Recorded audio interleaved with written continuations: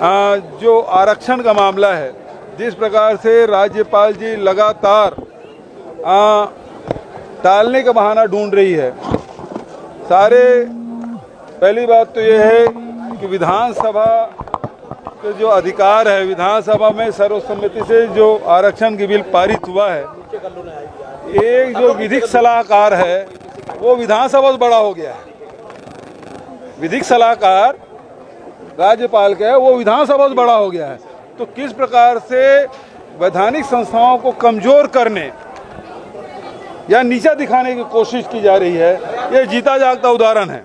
जो राहुल जी कहते हैं ना कि जितने संवैधानिक संगठन है उसको कमजोर किया जा रहा है, तो ये जीता जागता उदाहरण है कि विधिक सलाहकार है वो विधानसभा से बड़ा हो गया और कोई अधिकार नहीं है। सारे अधिकारी मेरे इस बात पे विरोध में थे कि राज्यपाल ने जो 10 सवाल भेजे हैं उसका जवाब देना है, क्योंकि संविधान में ऐसी कोई व्यवस्था है ही नहीं। फिर भी मैंने राज्यपाल की जिद को ध्यान में रखते हुए छत्तीसगढ़ के 3.25 करोड़ जनता जो आरक्षण में, चाहे ईडब्ल्यूएस हो, पिछड़े वर्ग हो, अनुसूचित जाति हो, जनजाति, सबके लिए तो वो लागू हो जाए और कम से कम इसका जो ईगो है वो सेटिस्फाई हो जाए, इसलिए मैंने जवाब दिया। लेकिन अब फिर से वो बहाना ढूंढे, परीक्षण कराऊंगी। मतलब विधानसभा से बड़े होगी वो विधिक सलाहकार। हम तो विधिक सलाहकार को पकड़ लेते, फिर वो कौन है भाई, वही खोजना पड़ेगा। वो विधिक सलाहकार कौन है जो विधानसभा से बड़ा हो गया?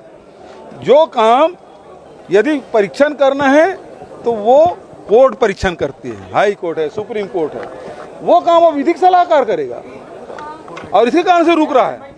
ये बेहद दुर्भाग्यजनक है।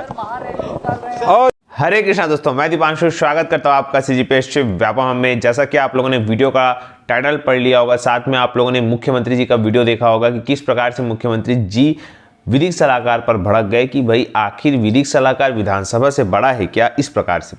और ये सब जो भड़कना स्वाभाविक है, क्योंकि पिछले 2 तारीख से आरक्षण विधेयक राज्यपाल के पास है और राज्यपाल मैम कहीं ना कहीं साइन नहीं कर पा रही है और इस वजह से मुख्यमंत्री जी भड़क रहे हैं। यहाँ तक तो बात हमको समझ आई, लेकिन अब आगे क्या? तो आगे यह है कि मुख्यमंत्री जी के द्वारा अधिकारियों को कहा गया कि भैया आप लोग जो है राज्यपाल का जो जिस प्रकार से मुख्यमंत्री जी ने कहा कि ईगो सेटिस्फाई करने के लिए उन्होंने आंसर दिया, जबकि ऐसा संविधान में कुछ नियम ही नहीं है कि राज्यपाल विभागों को जो है क्वेश्चन कर सकती है। लेकिन फिर भी मुख्यमंत्री जी ने अधिकारियों से कहा और जवाब दिया गया। तो इस जवाब से राज्यपाल संतुष्ट नहीं है और उन्होंने साफ साफ कह दिया कि जब तक मैं संतुष्ट नहीं होंगी इस जवाब से, मैं साइन नहीं करूंगी। क्योंकि जिस 10 बिंदुओं पर राज्यपाल के राजभवन से राज्य सरकार को जो सवाल किए गए थे, उस बिंदुओं वाइज जो है वो आंसर नहीं दिया गया और इसका परिणाम ये निकला कि राज्यपाल मैम ने सीधा सीधा कहा मैं हस्ताक्षर नहीं करूंगी, मैं साइन नहीं करूंगी जब तक मुझे जो आंसर है, जो उत्तर है वो संतुष्टिपूर्वक न मिले। इसके बाद ये हुआ कि अब जो है राज्य सरकार के द्वारा 30 तारीख को, कब 30 दिसंबर को कैबिनेट की बैठक है।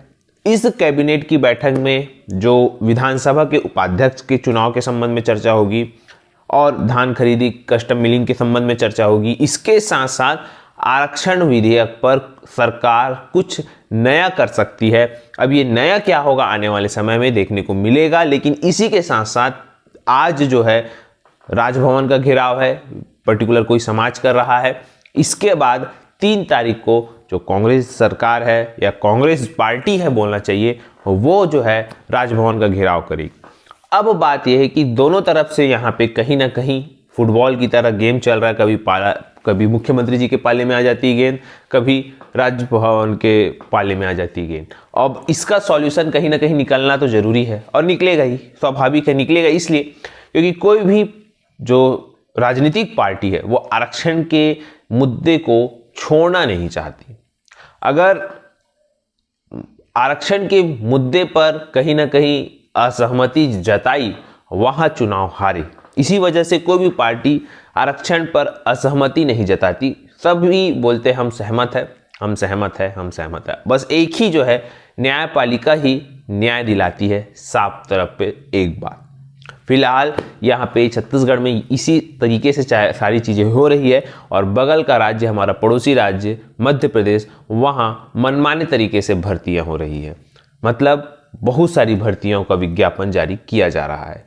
फिलहाल छत्तीसगढ़ में ये बौछार कब होगी देखने वाली बात है। फिलहाल तो अकाल सा पड़ा है, अभी अकाल कब खत्म होगा देखने वाली बात है। वीडियो अच्छा लगे तो इसे ज़्यादा से ज़्यादा लोग तक शेयर करें, लाइक करें, सब्सक्राइब जरूर करें। वीडियो देखने के लिए आप सभी को बहुत बहुत धन्यवाद। आप सभी स्वस्थ रहे, मस्त रहे और पॉजिटिव।